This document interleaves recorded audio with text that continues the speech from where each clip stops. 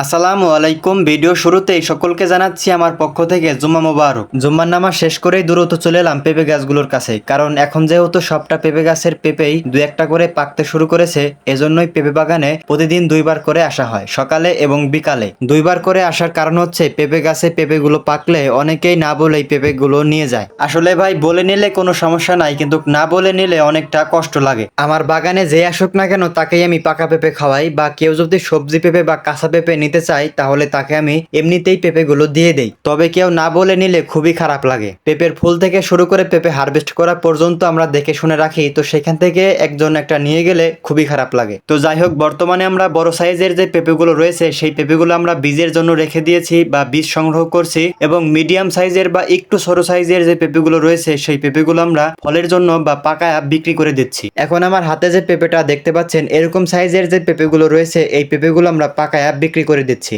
কারণ এই মিডিয়াম সাইজের পাকা পেঁপেগুলো বাজারে ভালো চাহিদা রয়েছে। তো এই ছিল আজকের ভিডিও। দেখা হচ্ছে আগামী ভিডিওতে। সবাই ভালো থাকবেন, সুস্থ থাকবেন। আসসালামু আলাইকুম।